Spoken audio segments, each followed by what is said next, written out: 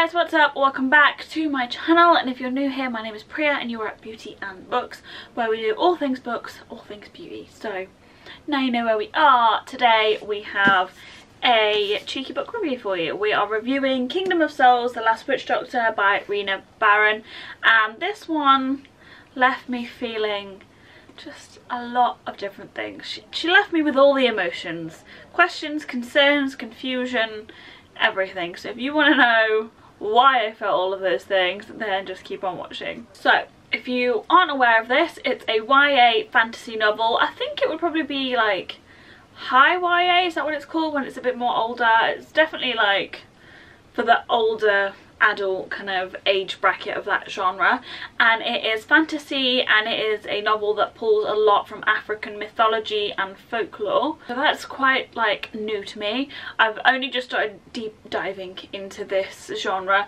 I'm always like known about books that like look into Greek mythology and Norse gods and Vikings and stuff, but never really African mythology and folklore.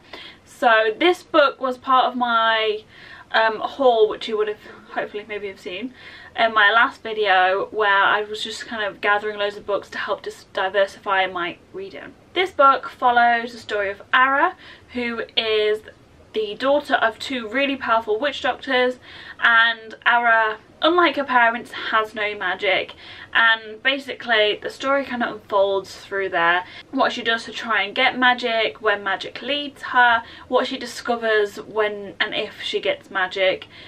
That's kind of the way this goes. Obviously there is a little snippet there for you to read, which will describe it a lot better than I have. The reason why I struggle to describe it is because so much goes on.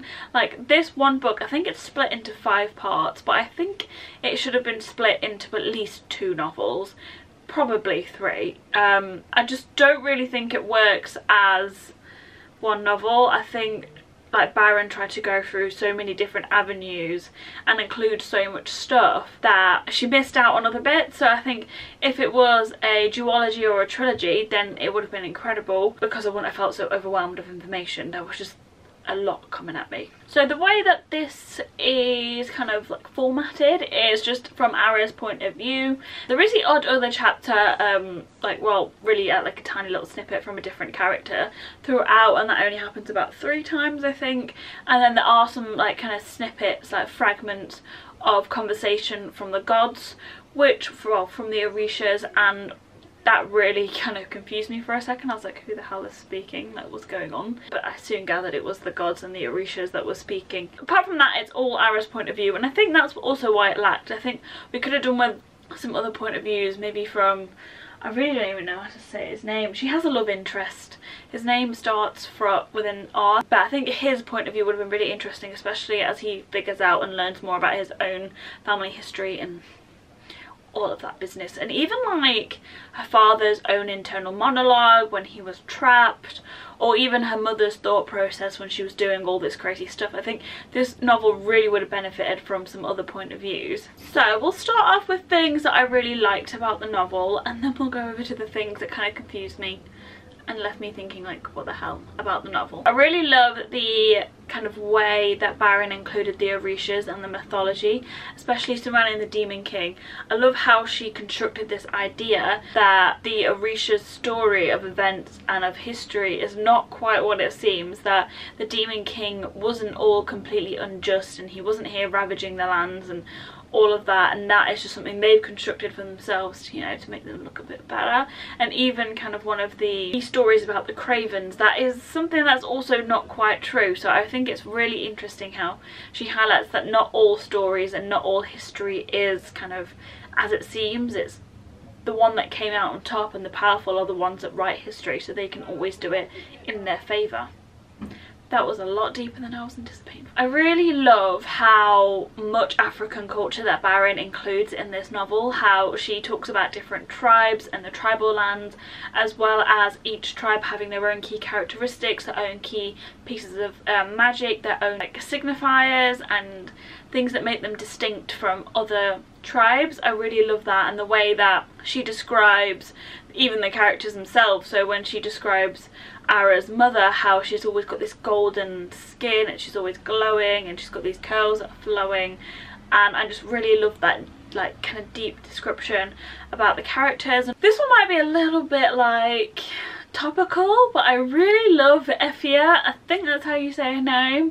I'm not going to say who she is because, you know, it's a bit of a spoiler, but I really love her. I just think once she was kind of brought into the novel, in your mind you're thinking like of so many different avenues that she could go down. Would she be a sweet innocent child, or should she be a demon? Will she be someone who's clever and cunning? Like how is she going to play this situation out, what she's been put into?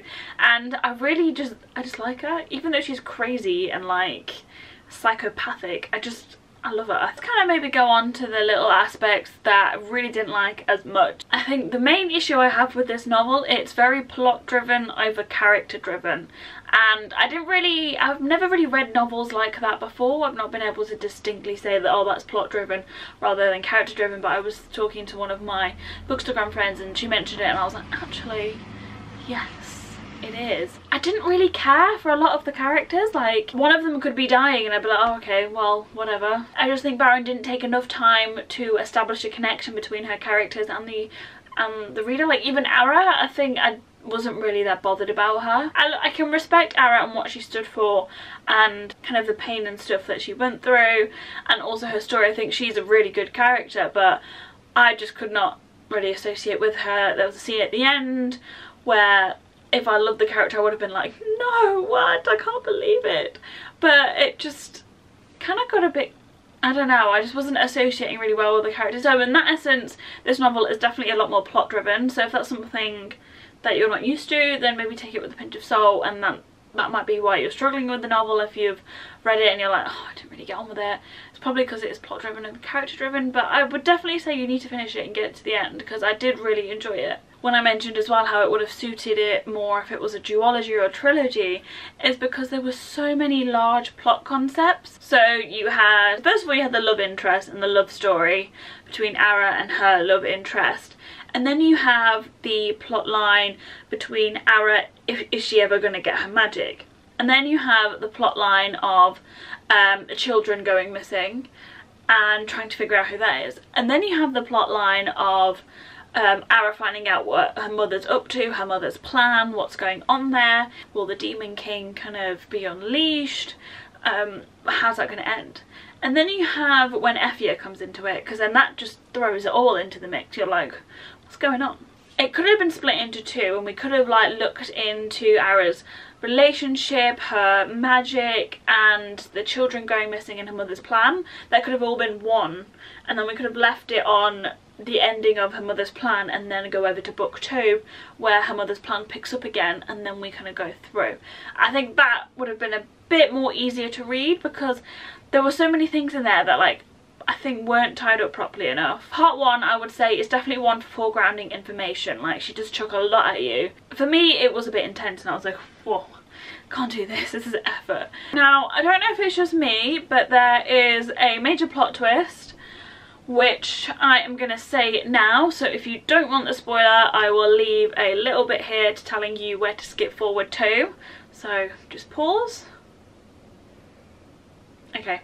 So there is this plot twist where Ara is secretly the unnamed Orisha. This unnamed Orisha actually fell in love with the Demon King way back when, and she was meant to be killed, alright? She was meant to be killed by her siblings, and they didn't because they loved her too much, blah blah blah blah. And that's fair enough, you know. But all of a sudden, Ara is this unnamed Orisha, and I just don't get how that happened. Like, I kind of get that it's probably a reincarnation thing. She comes back every year, does this whole saga and has to die every time. It just happened. Unless my copy was missing a few pages, or if I myself was like skimming it too fast or something. So let me know if there is passages in the novel and I've just skipped over them. Like, just let me know down below. But yeah, it was just really strange. I was like, hold up now, you're just gonna throw this in the middle? Like, so her mum raises the Demon King. Ara is technically the Demon King's long lost lover who doesn't remember anything. How does that work? Did Ara's mother birth Ara and then the unnamed Orisha's spirit went into her, or was she birthed with the unnamed spirit in her, or was she ever birthed? Do you know what I mean? Anyway, so if you have anything that can help clear me up on that, because I was really confused. I mean, it was a very interesting plotline, but I just think it was really random. But then again, I was also thinking maybe that's a sort of plotline that is in African folklore and mythology. I don't really read up on that sort of mythology, so I wouldn't know the story of the Orishas and how it goes. So who knows, maybe that is how the story goes of the unnamed Orisha, and it is someone that is kind of reborn because of her relationship with the Demon King. I don't know. Anyway, that is the end of spoilers.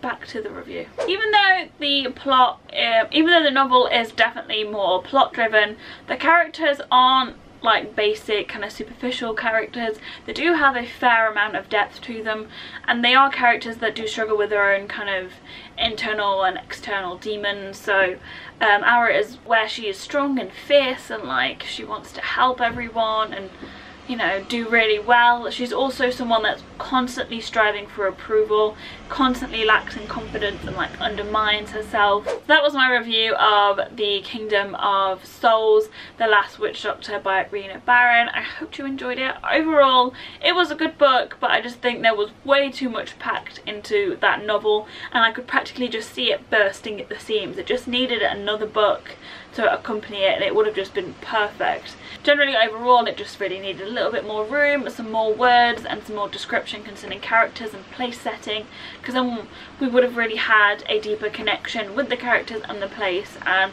would have been able to associate ourselves a lot more with the situation. I just felt quite emotionless when reading a lot of the more heartbreaking scenes.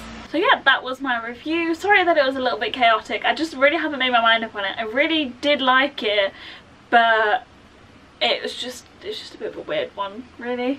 There was a lot going on. That's all I can say. There was a lot going on. Like this review, there was a lot going on in that novel. Anyway, that is it for today's video. I hope you enjoyed the review. If you did, don't forget to like and subscribe and comment and all the good stuff down below. And I will see you in the next one. Bye! The Last Witch Doctor.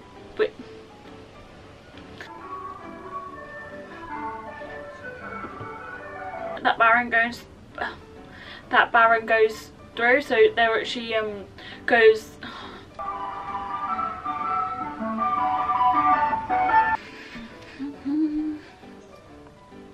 from the odd of the different. It's really raining outside.